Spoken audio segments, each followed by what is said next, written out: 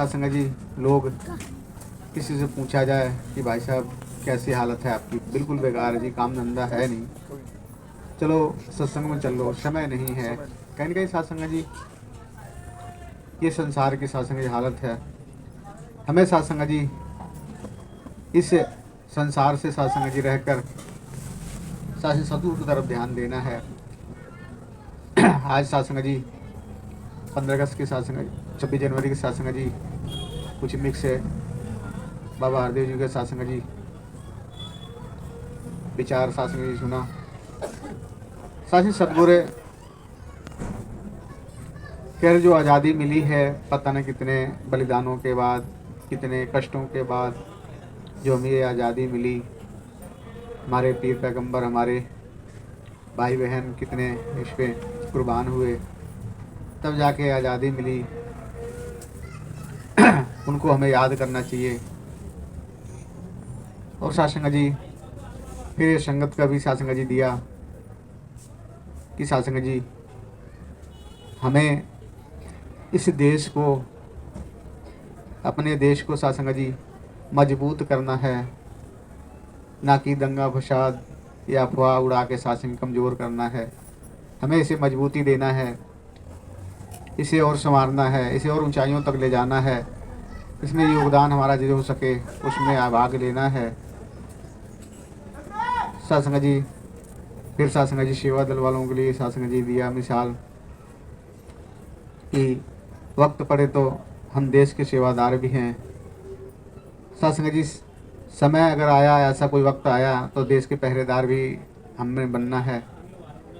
देश के लिए सासंग मर्यादाएं जो हैं सासंग जी वो ध्यान में रखते हुए सासंग जी हमने देश की भी सेवा करनी है। तो सासंग जी ये 26 जनवरी का सासंग जी बाबा हरदेव जी का सासंग जी प्रवचन था। तो हमने सासंग उनकी बातें मान के सासंग जी ये कर्म करना है, ना कि सासंग जी हमने विपरीत करना है। कहीं न कहीं सासंग जी आज संसार में अंधकार है, कहीं न कहीं आज संसार में सासंग जी राम का झंडा लेके तो सब चल रहे हैं सासंग जी, लेकिन राम वाली जो कर्म है, राम वाला जो चाल है वो नहीं चल रहे हैं सासंग जी।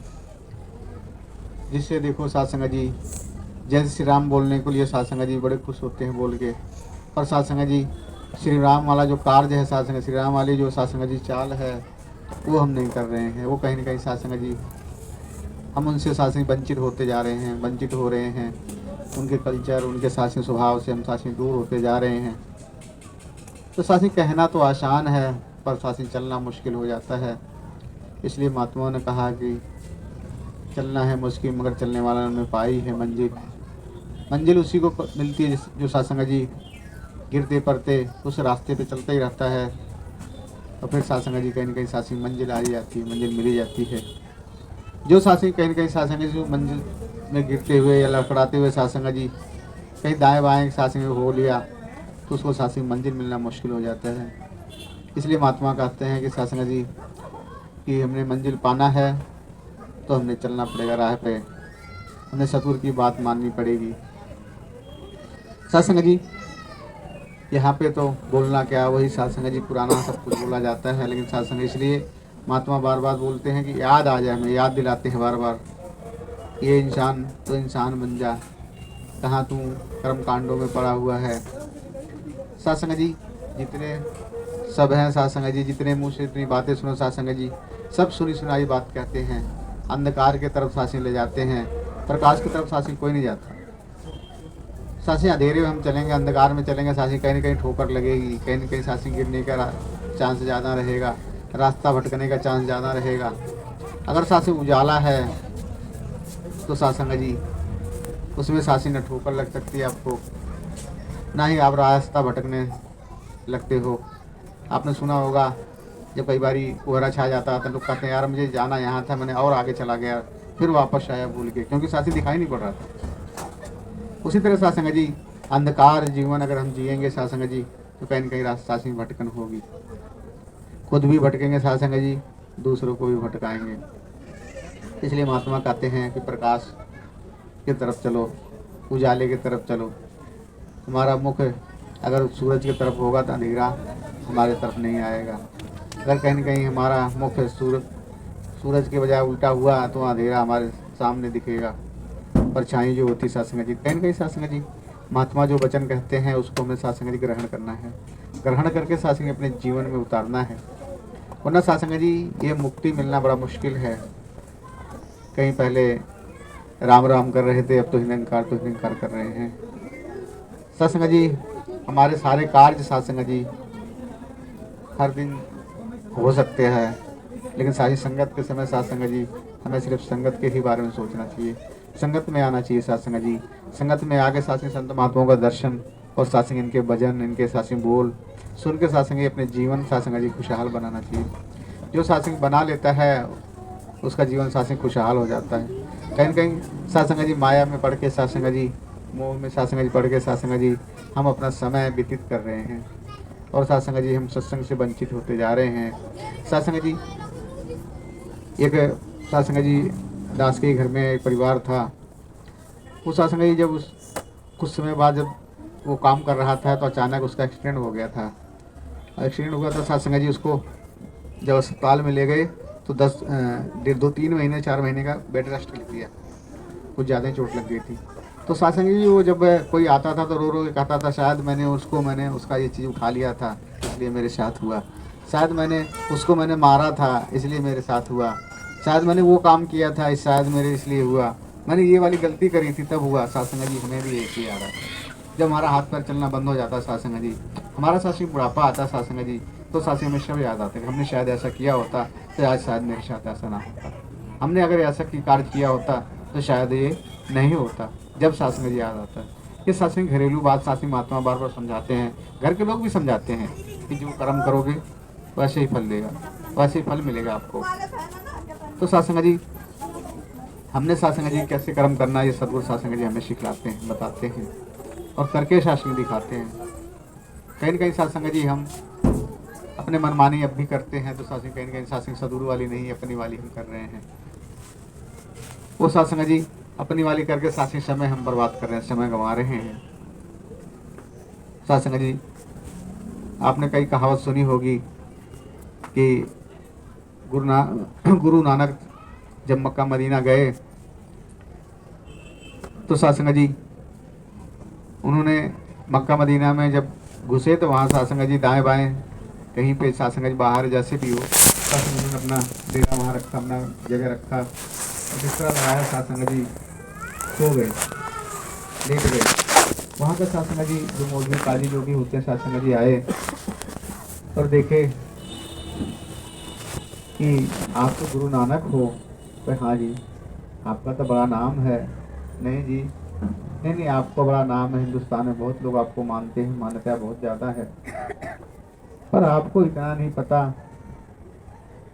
कि ये खुदा के आगे, खुदा के सामने तुम पैर फैला के सो रहे हो, ये अशुभ है, ठीक नहीं है।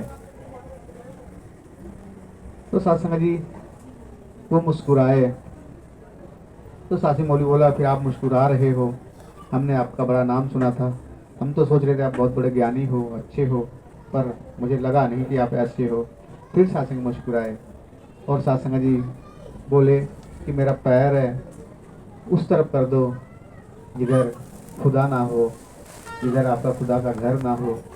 तो साथ संगत जी कहते हैं कि वो पैर साथ संगत जी उठाने जा रहा था, जैसे कह रहा था आप कर लो, कर नहीं आप कर दो, आपको मालूम है खुदा की साइड नहीं है तो आप कर दो। तो साथ ही पैर उठाने जब जा रहा था तो साथ संगत जी वो बिठाए और साथ संगत जी कहने लगी बात सुनो। साथ संगत जी संसार का इस खुदा का साथ संगत जी जब ज्ञान दिया उसे और साथ संगत जी बोले कि ये खुदा ये देख लो, यही है पूरी दुनिया में छाया हुआ है, अब मेरा पैर उस तरफ कर दो जिधर ये खुदा ना हो। तो साथ संगत वो सोच में पड़ गया तो ये तो चारों तरफ है, आगे भी है, पीछे भी है, दाएं भी है, बाएं भी है। तो साथ संगत कहने लग गया कि हे महर्षि, हे गुरु नानक, मैंने जिस तरफ तुम्हारा पैर करना चाहता हूँ ये खुदा का घर उसी तरफ नजर आता है, मैं किधर करूँ आपका पैर। तो साथ संगत जी लेकिन लिखने वालों ने क्या लिखा कि जिधर उनका पैर किया जाता है उधर मक्का घूम जाता है, क्योंकि ये अंधविश्वास जो ढूंढ रहे हैं लोग दुनिया में फैला रहे हैं, ये अंधविश्वास कि जिधर उनका पैर किया जा रहा था मक्का उधर ही घूम के चला जाता था। सच में जब उसको ज्ञान दिया गया, उसको इस निरंकार को दिखाया गया, इस परमात्मा को दिखाया गया, इसी खुदा को दिखाया गया, तब उसने कहा कि गुरु नानक, मैं जिधर आपका पैर करने को सोचता हूँ उधर तो खुदा का ही घर दिखता है, मुझे खुदा ही दिखता है, मैं पैर किधर करूँ आपका। तो सत्संगी गुरु नानक बोले कि आपको ज्ञान हुआ है, खुदा को देख लिया आपने, इसकी इबादत करनी है आपने, अंधकार में से दूर हो जाओ। कहीं न कहीं सत्संग जी सदगुरु भी तो हमें यही दिखा रहे हैं कि सदगुरु भी तो अंधकार से दूर हो रहे हैं, फिर भी शासन कहीं कहीं हम घर में ज्योति लेके बैठ जाते हैं, कहीं कहीं शासन उसमें अगरबत्ती लगा देते हैं, फोटो रख लेते हैं, छुपा के रख लेते हैं। भाई कोई कोई महात्मा देखेगा ऐसा करो ना, रसोई में बना लो, रसोई में कोई आता ही नहीं है, वही पूजा वूजा पाठ कर लिया करेंगे। कहीं कहीं सत्संग जी अब भी हम अंधकार में हैं, मुक्ति नहीं मिलना है, अंधकार में रहोगे। कहीं न कहीं सत्संग जी दोबारा फिर जन्म लेना पड़ेगा, क्योंकि अंधकार ही तो है।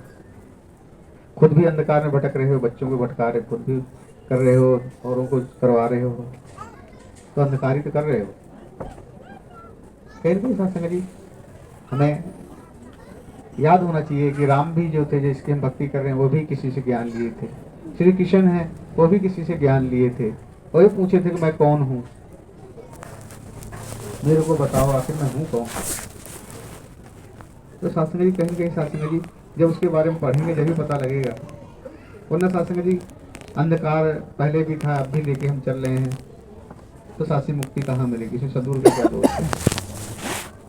सदगुरु तो चाहते हैं कि संसार ही पूरा ये मुक्त हो जाए, संसार ही पूरा ये दुनिया से जो दुनियावी चीजों से मुक्त हो जाए और ये संसार में स्वर्ग का नज़ारा दिखे। लेकिन कहीं कहीं सत्संग जी हम ही बंधन में पड़े हैं, चाहे वो माया का जाल हो, माया का बंधन हो, परिवार का बंधन हो, क्या कैसा भी सत्संग जी वो बंधनों में हम ही तो पड़े हैं सत्संग जी।